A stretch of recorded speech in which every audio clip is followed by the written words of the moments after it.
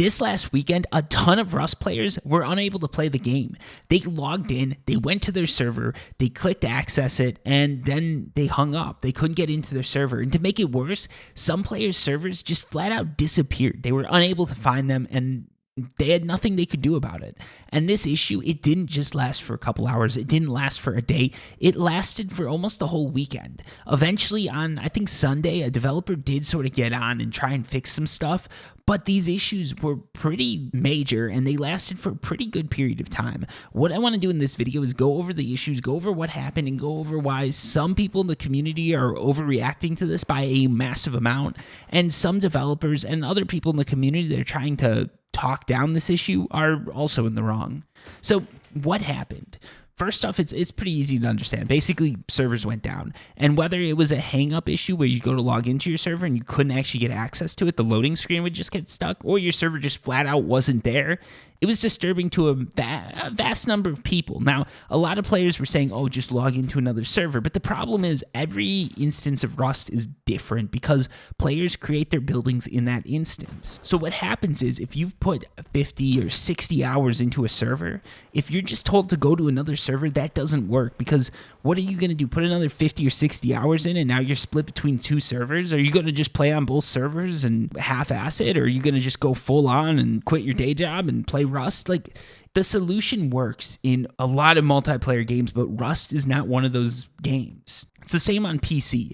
If you're playing PC and your server goes down or your server's full or for whatever reason you can't get into your server, most players, they won't switch to another one just for a little bit. They're either going to jump into some sort of like PvP server where they can just practice, or they're going to go off and do something else. But doing something else is something a lot of Rust players are not familiar with. So players jumped on the Discord and they started complaining, obviously. Now mods and everyone was there to try and help the situation, but unfortunately one thing came to light, and that was that the developers were sleeping and they could not come to the rescue. Now, to a normal person, this probably sort of sounds okay, right? Like, people have to sleep, they have to take time off work, but to me as a programmer, this actually isn't okay. You see, in the programming world, the way it works is when a server is live, you have something called pager duty, and that is going to notify you when a server goes down. And in addition to this, if a mod or a team member sees that there's issues, they can page you using pager duty. This will wake you up at midnight, it'll wake you up at 2 a.m., it'll wake you up at 3 a.m., it'll wake you up at the most awkward times ever. And you're saying, well, Serial, how could people possibly have a life with this system? Well, here's the thing, you switch between every member of your team. So if we go on to the Rust Discord, you can see there's multiple developers that work for D11, and I'm assuming most of those developers are capable of restarting a server because that's a fairly basic thing to do, and a lot of those developers are probably even capable of bug fixing a server. So the way it should work is they would be on call, and one of them would get woken up at night to restart the servers.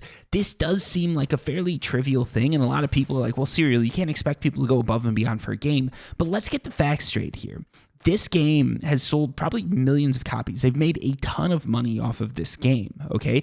This game just released, meaning that there is more interest than ever in this game right now, and they plan to launch a skin shop in patch like 1.04 and make even more money off this game. It isn't just a game for them. This is literally their livings. This is their career. This is the product that they've spent years of their lives to make.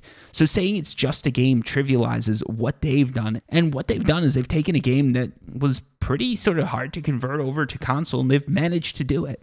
There are issues, and I've made videos complaining about those, but they've managed to do something quite intense, quite insane, and Rust for developers or people working on it is no more just a game than I could say my job's just a game, because, you know, maybe the server I work on, it just sends out products. It just sends things out. So if Amazon server or whoever I work for goes down, no biggie, right? No, that's billions of dollars wiped off the face of the market, and it should be the same for them. There's money on the table, and when these servers go down, they're losing money.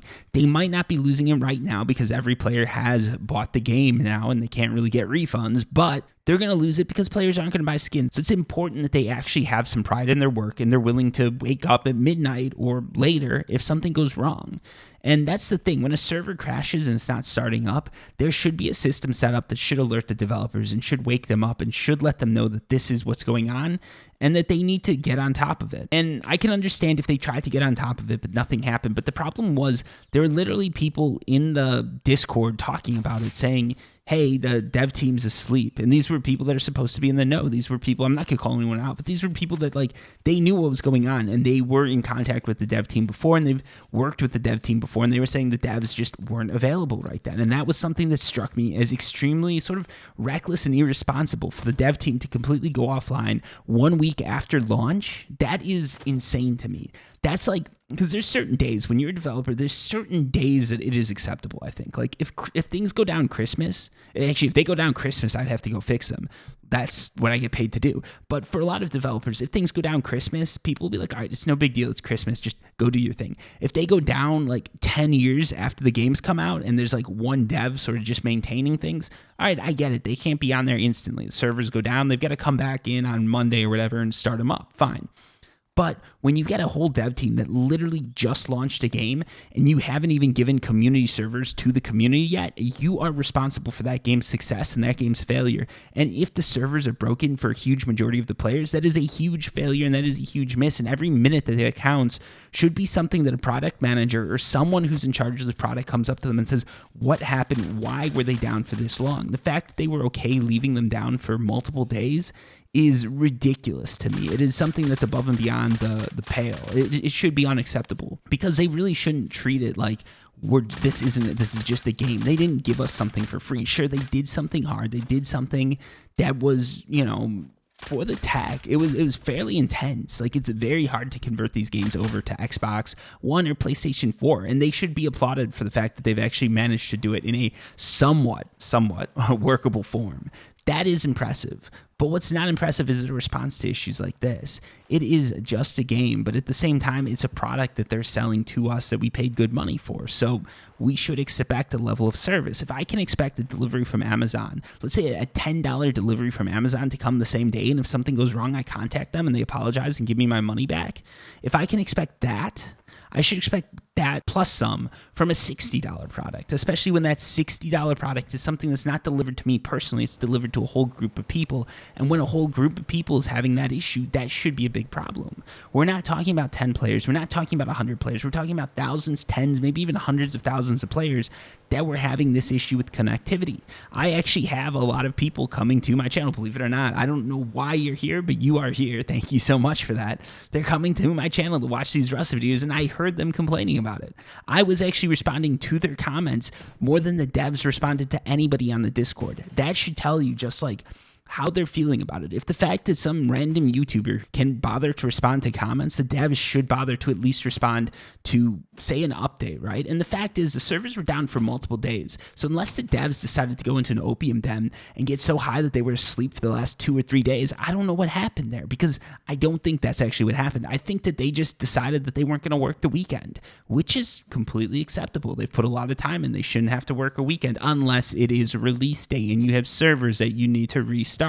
It doesn't even take that long to restart servers. This is how long it takes to restart servers. I had a flight. I was going from San Fran to Hong Kong to Phuket, right? And it was Bangkok. In the middle of that flight, on a layover, I got a call, and it was the CEO of a company, and he goes, "Hey, our servers are down zero. Can you restart it? If you need to, we'll buy you another flight. We can fly you back. If you need a laptop, we'll buy that for you. We just need these things restarted." I get on my phone. 10 minutes later, I had it done.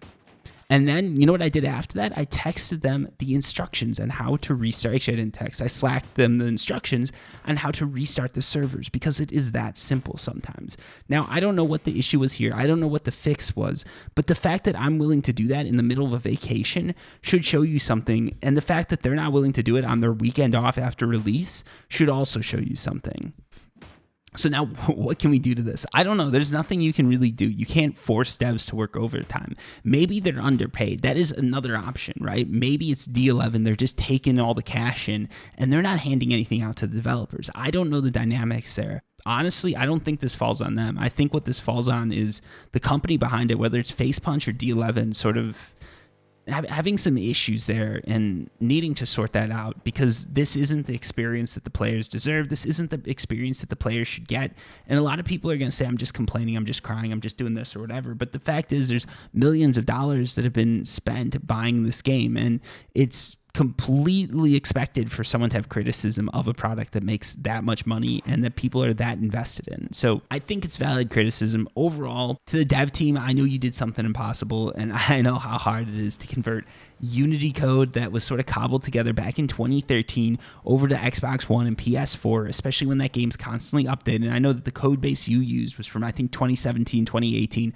I know how impressive of a feat that was. I can completely understand the delays. I can completely understand everything that led up to this point. And I can completely understand letting one slip by the radar. Maybe you didn't have PagerDuty set up. Maybe you weren't ready for this, because the thing is too, like, dev teams just launched this. It's been years in the making. They might not have had anyone on call. They might have just slipped up there, but it would be good to see some sort of response from them and something that says, hey, we're working on this and this isn't going to happen again. Especially because, I don't know, just because it's such a weird scenario to be in. I know community servers are coming, and I think that might be hosted by different companies. So now that I said all this, I'm wondering if maybe it wasn't even the dev team. Maybe it was someone else, like, working on the community server side that has it, but there's someone that messed up. And I think even if they don't tell us, there's something that should be handled internally to make sure this doesn't happen again. Anyways, thank you so much for watching the video. If you're part of the dev team or anything like that, I know some of my videos are harsh, but they're not meant to be harsh criticisms of you personally. They're criticisms of an industry, because this isn't something that just happens with D11. This is something that happens with every video game. With a game like Rust, you see it more because each server, you can't jump to a new server. But this happens with every video game release. There's always problems, and it should be expected at some point. If you're releasing a title, you're making millions of dollars, these issues should be easily avoidable, and they should be avoided. There are technologies and there are systems out there that can handle this, and I know for a fact that those systems exist. It does cost a little bit more money and takes a little bit more time to do, but it is 100% possible. And the thing is, as players, as people in the gaming field, our pressure shouldn't be put on the devs. And maybe I wrongly did that in this video. That's not what I meant to do at all. The pressure should be put on the companies, because what it comes down to is they need to spend more money and take in less profits to give us, the players, the product that we bought and the product that we deserve. Anyways, thank you so much for watching, and until next time, peace.